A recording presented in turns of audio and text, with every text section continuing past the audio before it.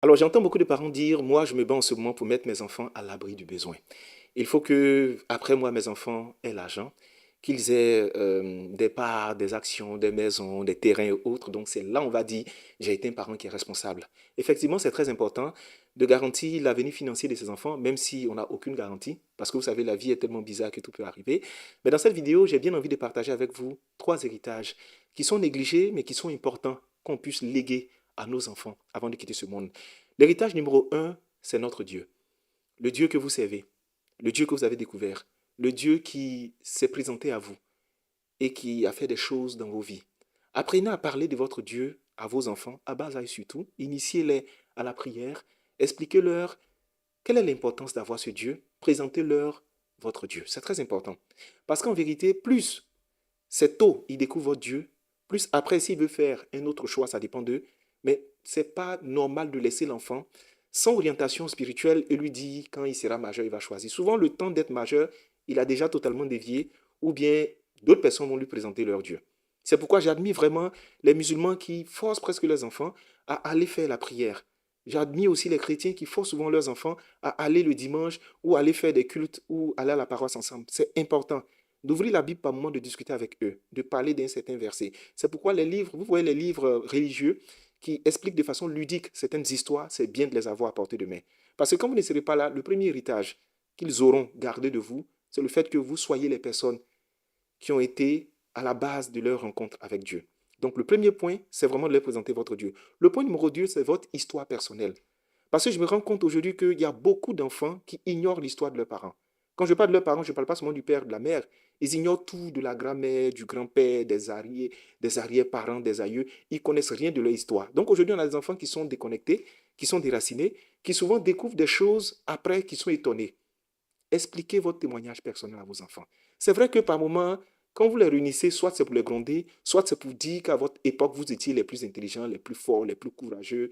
À votre époque, il n'y avait aucune civilisation, c'était la misère, on sait. Chers parents, vous êtes tous premiers de la classe. À votre époque, vraiment, le développement n'était pas encore arrivé chez vous. Vous avez fait preuve de résilience. À toute épreuve, ça, on le sait. Mais expliquez votre histoire personnelle et l'histoire de vos parents de façon personnelle. Votre parcours, c'est important. Il faut qu'on sache où vous êtes quitté, qu'est-ce que vous avez vécu, comment vous êtes bâti, comment vous avez réussi à vous relever quand vous avez reçu certains coups.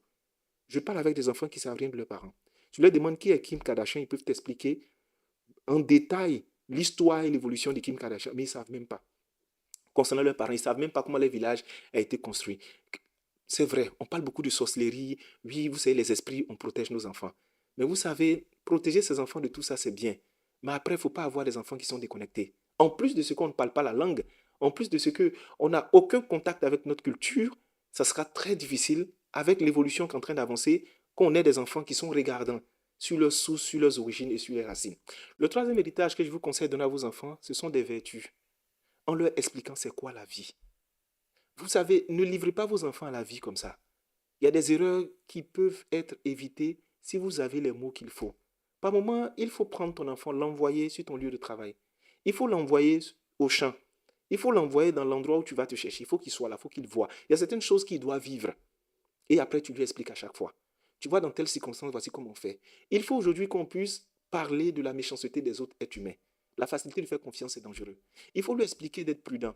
Il faut lui expliquer d'être entier dans ce qu'il fait. Il faut lui donner des conseils. Des conseils, des conseils, des conseils.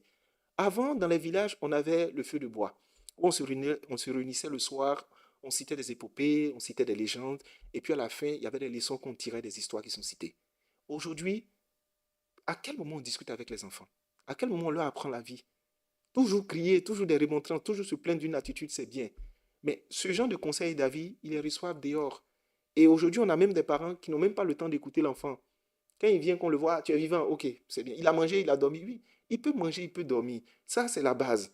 Mais mentalement, il est comment? Qu'est-ce qu'il a vécu à l'école? Qu'est-ce qu'on lui a posé comme question? Est-ce qu'il y a des sujets sur lesquels il veut avoir votre avis?